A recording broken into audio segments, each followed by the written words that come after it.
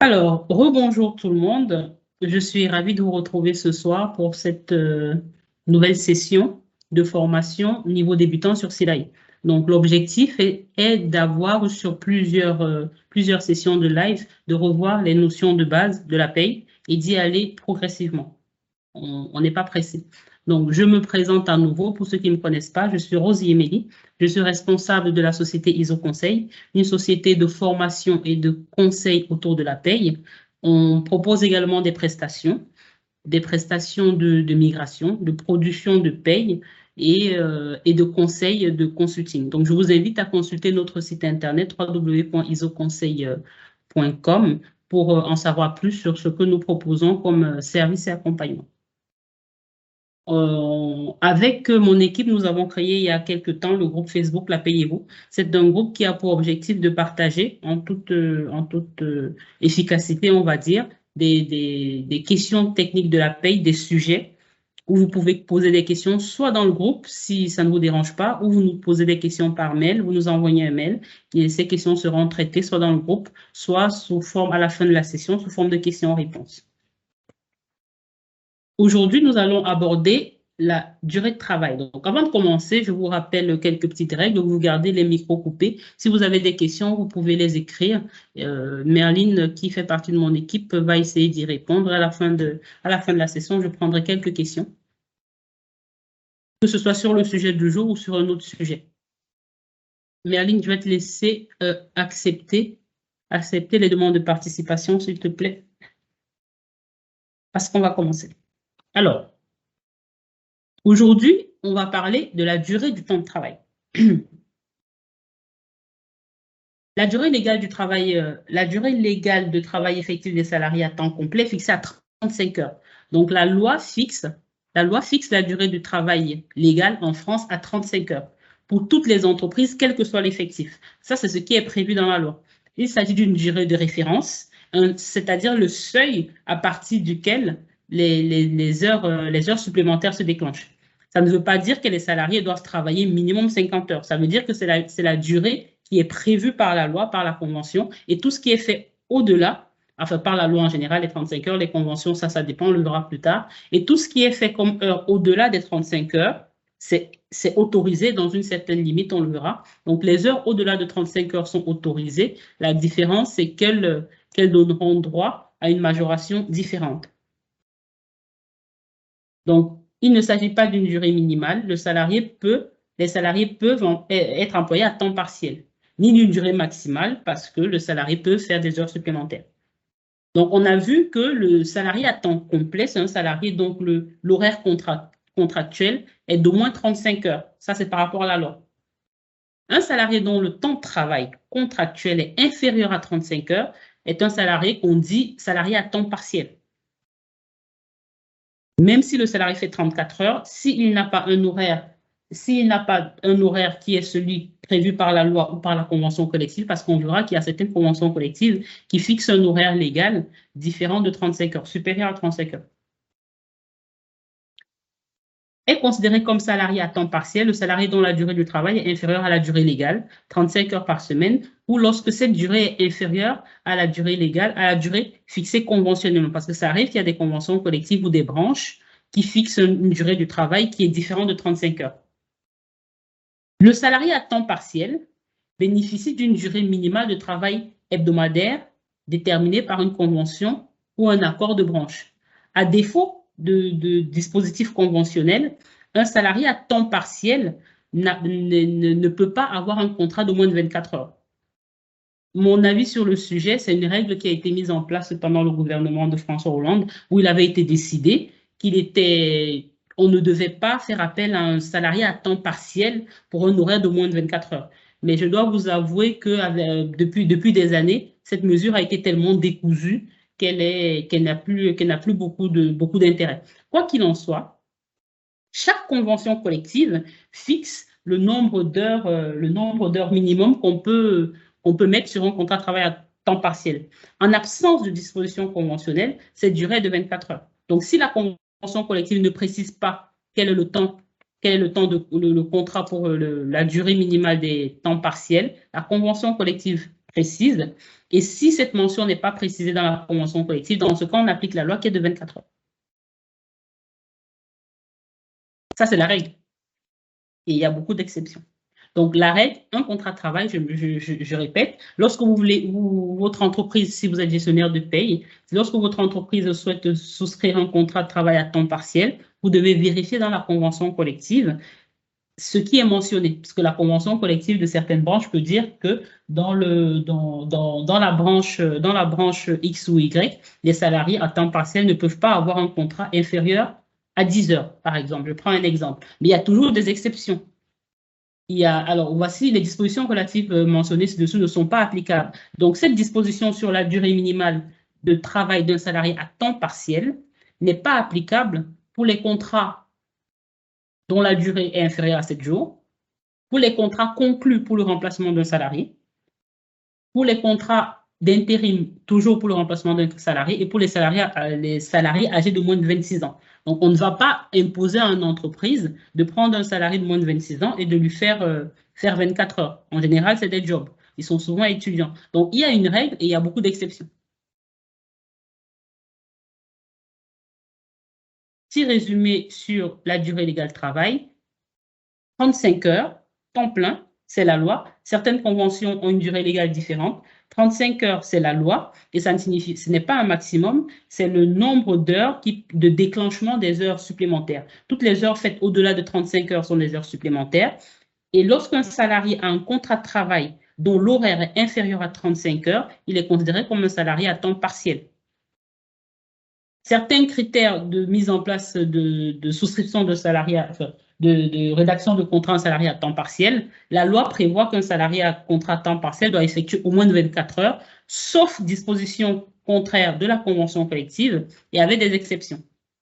Là, c'est les exceptions prévues. Je pense qu'il y a aussi la possibilité de faire moins de 24 heures si le salarié justifie que sa situation personnelle ne lui permet pas de faire plus, ou si sa vie personnelle, tout simplement, ou aussi si le salarié a déjà un emploi, parce qu'il est autorisé en France de cumuler 2 emplois. Si le salarié est déjà à temps partiel dans une entreprise, cela justifie de le prendre pour un horaire qui est inférieur à celui prévu par la loi ou par la convention.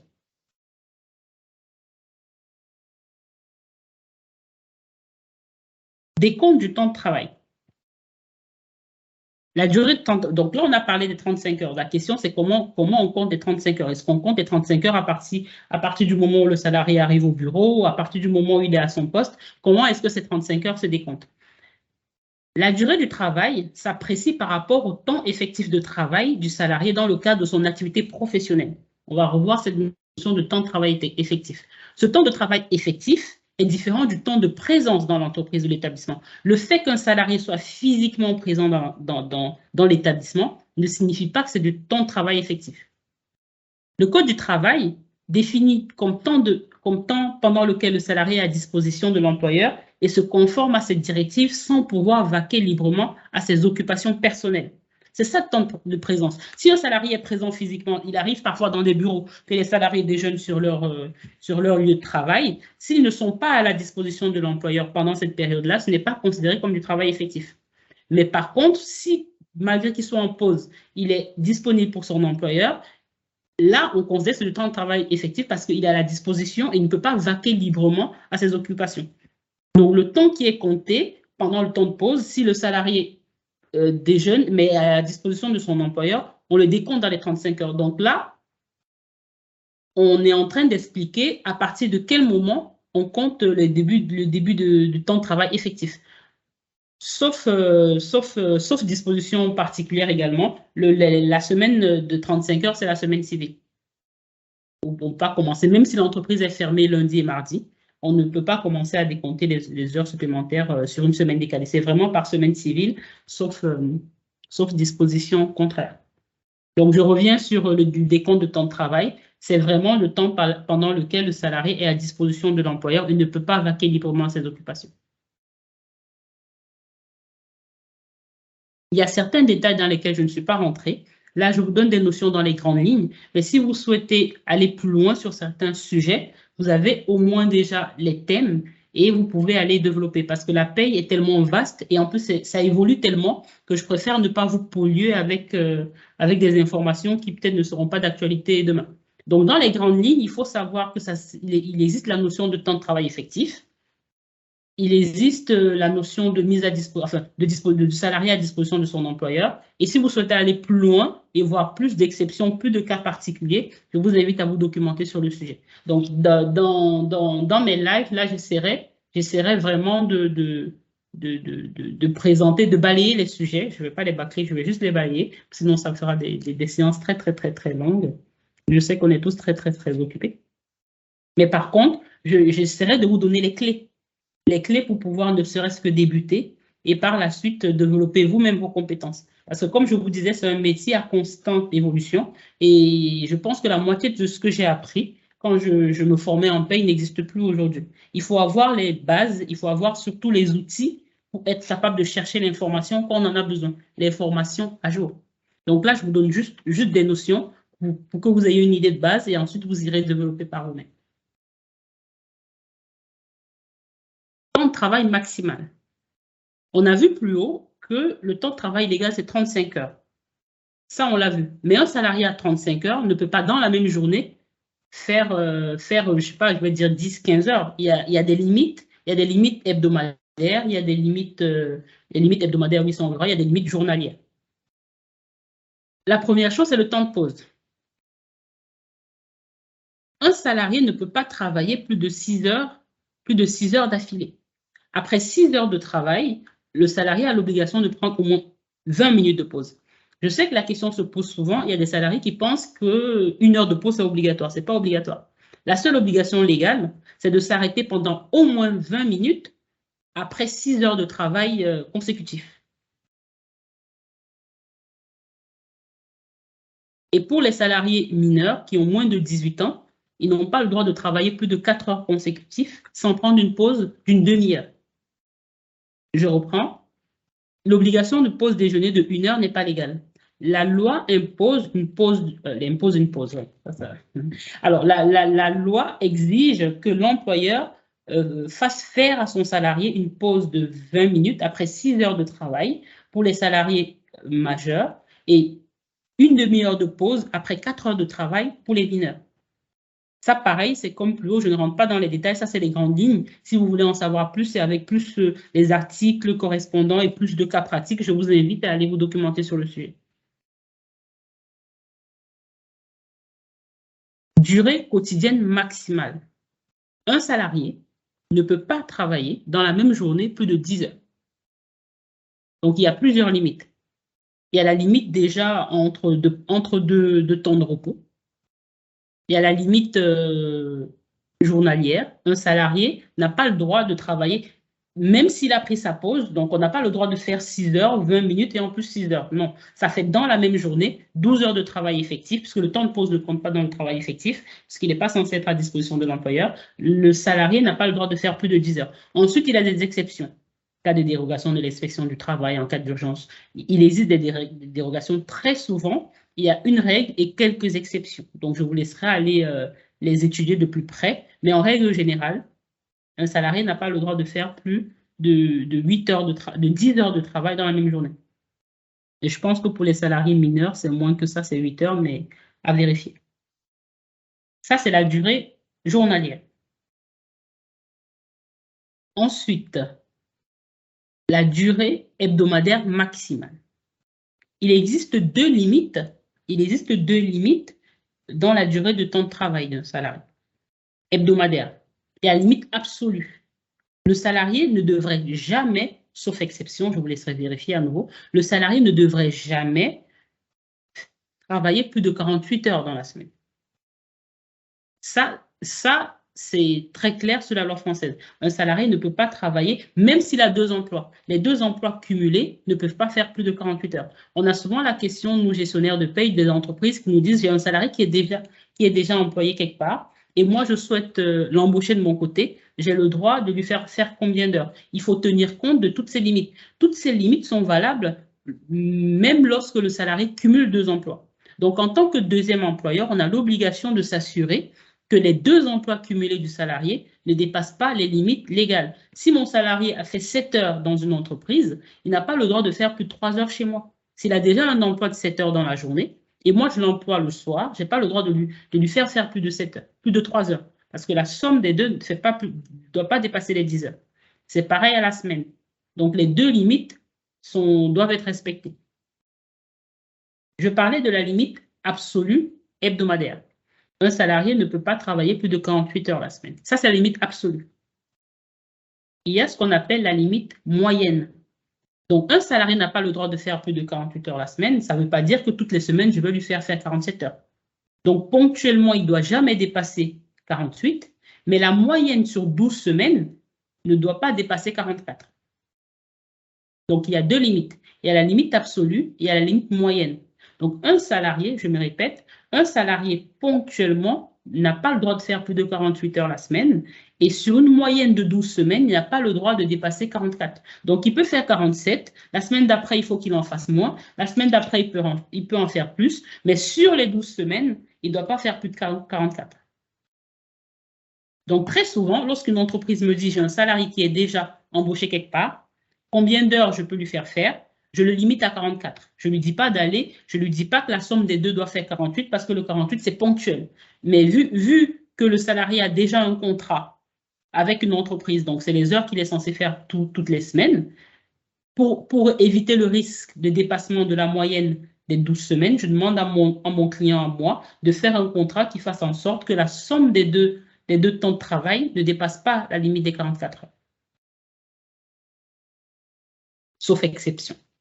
Vous verrez dans le droit du travail, enfin dans le droit en général, je ne suis pas juriste, mais dans le droit en général, il y a une règle, il y a une exception, il y a une jurisprudence, il y a une cour de cassation, il y a souvent beaucoup de contradictions. Donc, c'est parfois des textes qui sont sujets à interprétation et ça sera libre à vous avec votre logique, au risque aussi que vous encourez en tant que prestataire et du risque encouru par votre client, vous prendrez les décisions de ce que vous pouvez appliquer ou pas.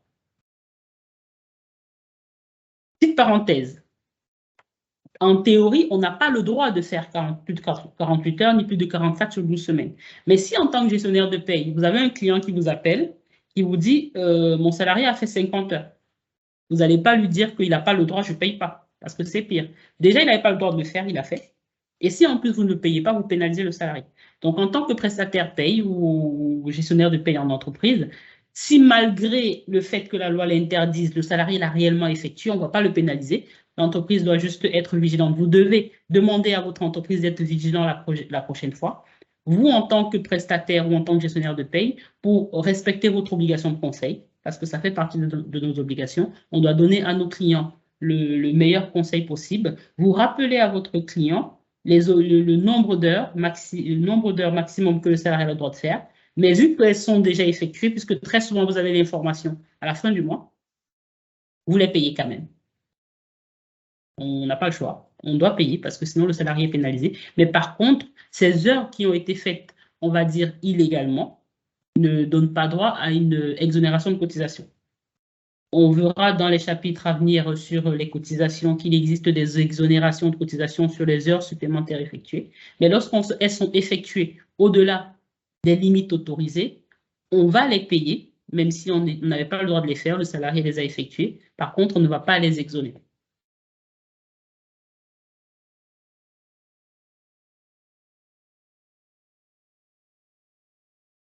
On va parler des conventions de forfait. Il existe deux types de forfaits qui sont prévus par le Code du travail. Il y a le forfait heure, donc un salarié qui n'a pas un horaire précis, c'est ça qu'on appelle le forfait. En général, un salarié a un contrat de travail fixe. On sait que toutes les semaines, il fait 35 heures, donc c'est son horaire de travail. Il y a des salariés qui, de par la nature de leur activité, il y a des périodes où ils ont plus de travail, des périodes où ils en ont moins. Ils n'ont pas un horaire hebdomadaire fixe, ils ont ce qu'on appelle un forfait d'heure. Donc, il existe le forfait en heures. On signe un contrat de travail en disant le salarié doit faire à l'année 1600 heures, par exemple. Il existe un forfait jour. Ça, je pense pour ceux qui ont déjà un petit peu pratiqué, on en voit un petit peu plus souvent les forfaits jours. Mais les forfaits jours sont forcément à l'année. On ne peut pas faire un forfait jour à la semaine. Le forfait heure, c'est hebdomadaire, mensuel ou annuel. La signature d'une convention individuelle de forfait annuel doit être prévu dans un accord collectif. Cela signifie que tous les salariés qui sont au forfait jour, parce que c'est ça qu'on voit souvent, si un client vous dit qu'il veut embaucher un salarié au forfait jour, vous devez vérifier si c'est prévu par la convention collective, parce que toutes les conventions collectives ne le prévoient pas. J'insiste là-dessus. Toutes les conventions annuelles, qu'elles soient en heures ou en jours, doivent être prévues par la convention collective. Par contre, la convention hebdomadaire ou mensuelle n'est pas obligatoirement prévue par la convention collective ou par un accord collectif. Ça peut être soit la convention collective, soit l'accord collectif. La convention collective, pour ceux qui ne savent pas ce que c'est, disons que chaque branche d'activité se met autour de la table avec les syndicats pour rédiger des avantages spécifiques de cette convention, de cette branche d'activité-là. La convention collective fixe la classification, la convention collective fixe des avantages dans certains métiers. Dans la boulangerie, il fixe l'indemnité repas pour les boulangers parce que chaque convention collective connaît les difficultés de son métier et met en place certains avantages pour ce métier-là. Parce que les besoins dans la boulangerie ne sont pas les mêmes dans le bâtiment, ce n'est pas la même chose dans le Syntec. Donc, chaque secteur d'activité, avec les syndicats qui sont élus pour ça, se mettent autour de la table et rédigent ce qu'on appelle une convention collective. Et certaines entreprises peuvent également rédiger ce qu'on appelle des accords d'entreprise qui ne doivent pas être moins favorables que la convention collective. C'est par catégorie. C'est la loi, la convention collective, l'accord d'entreprise et le contrat. Je ne peux pas faire un contrat et dire que mon salarié gagne moins que le SMIC. Soit je lui donne ce qui est prévu par la loi, la convention collective ou l'accord, soit je lui donne plus. Donc, ce que je rédige, c'est parce que disons que le texte qui est juste au-dessus ne rentre pas assez dans les détails. La convention collective dit qu'un salarié niveau 1, échelon 1, doit avoir 12 € de l'heure. Ça ne suffit pas. Moi, je vais lui en donner 13. Je suis obligé de faire un contrat pour préciser qu'il a plus que ce qui est déjà prévu dans la hiérarchie des textes de loi.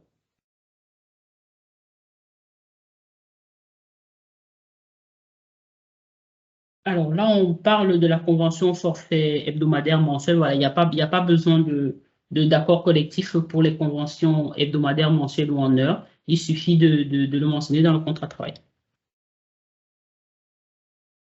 Forfait en heure, le dispositif de forfait en heure hebdomadaire ou mensuel permet de simplifier la gestion administrative de la paye en prévoyant de rémunérer systématiquement le salarié, y compris les majorations, un nombre d'heures supplémentaires accomplies de façon régulière par le salarié. Le forfait peut ne pas inclure les heures supplémentaires. Ça dépend vraiment de ce que le salarié, de ce qu'on a prévu pour le salarié. Mais comme je vous dis, c'est vraiment ce qu'on met en place pour les salariés qui n'ont pas un horaire fixe. On prévoit un forfait. On prévoit un forfait à l'année et ensuite, disons que ça s'ajuste progressivement. Le forfait en jour, c'est ce qu'on voit plus souvent. Le dispositif forfait à jour qui est forcément à l'année, on ne peut pas faire un forfait à jour au mois, permet de rémunérer certains salariés sur la base d'un nombre de jours travaillés annuellement sans décompte du temps de travail. Les salariés disposent d'une grande liberté pour organiser leur emploi du temps. Donc ça, c'est pour ce qui est du forfait en jour. Et très souvent, les salariés en forfait à jour ont droit à un RTT. Ça, je ne l'ai pas mis ici. Et ça sera peut-être des exercices à faire pour la prochaine fois. Un salarié en forfait jour qui est censé travailler 218 jours dans l'année, 218 jours de travail dans l'année, s'il travaille tous les jours, il travaillera plus de 218 jours. Si vous remarquez, les salariés au forfait jour ont toujours des RTT. Et là, on va terminer là-dessus. Je vais vous expliquer pourquoi le salarié en forfait jour a toujours des RTT. Un salarié qui a un forfait jour 218 jours, ça signifie qu'il doit être présent dans l'entreprise 218 jours. Si je ne lui mets pas de RTT, il va en travailler plus. Comment je sais? Je prends mon calendrier de l'année et je compte le nombre de jours où le salarié sera présent. Et si je compte le nombre de jours de présence réelle du salarié, très souvent, c'est plus de 218 jours. Donc, pour empêcher, on va dire, au salarié de travailler plus que ce qui est prévu dans son contrat, c'est pour ça qu'on met les RTT. Comment ça se calcule? L'année 2022, on est en 2022, 365 jours, on va dire, 365 jours. J'enlève tous les samedis et les dimanches. Je pense que c'est 53. Vous allez vérifier, hein, je n'ai pas l'info sous les yeux. 365 jours, j'enlève les samedis et les dimanches. J'enlève les jours fériés. Je ne sais pas combien il en est. Je vous laisserai faire l'exercice. 365 jours, j'enlève les samedis, dimanches. J'enlève les jours fériés, 11 ou 12. Vous irez vérifier. J'enlève les 25 jours de congé. Et ça me fait le nombre de jours que le salarié va travailler réellement. 365 moins 53 moins 12. Les chiffres ne sont pas exacts, hein, c'est juste le principe. Qu'est-ce que j'ai fait? Alors, je recommence. 365 jours dans l'année. Si j'enlève les week-ends, j'enlève les fériés, j'enlève les congés, ça fait beaucoup. J'ai oublié quoi? Non, je n'ai pas oublié. Moins 218. J'ai oublié quelque chose. 365, j'enlève. Non, c'est pas 52, c'est ça. Ça peut pas être 52, il y a 52 semaines. Hop. Il y a 52 semaines, samedi et dimanche, 104. Et samedi et dimanche, il n'y en a pas 52.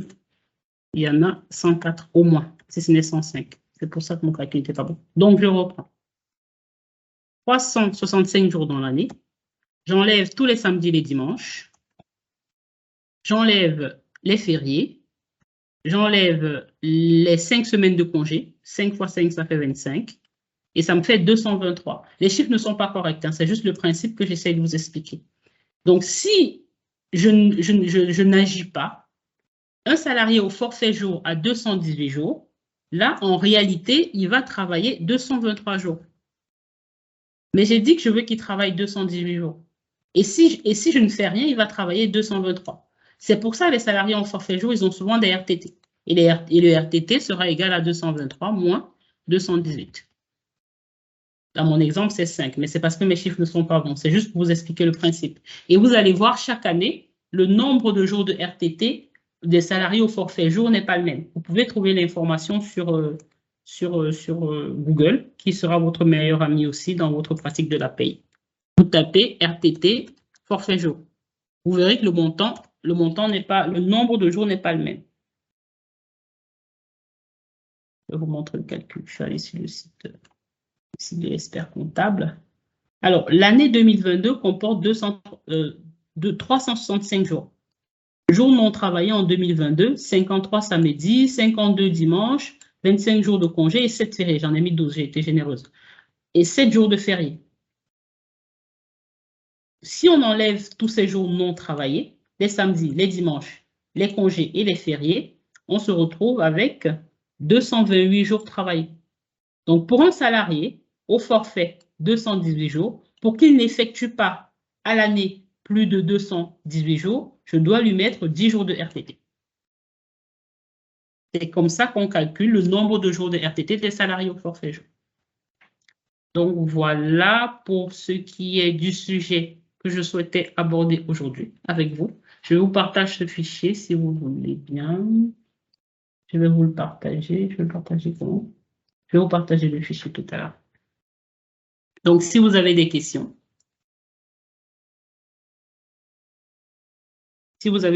n'hésitez pas. Que ce soit sur ce sujet ou sur un autre sujet, je me ferai un plaisir d'y répondre.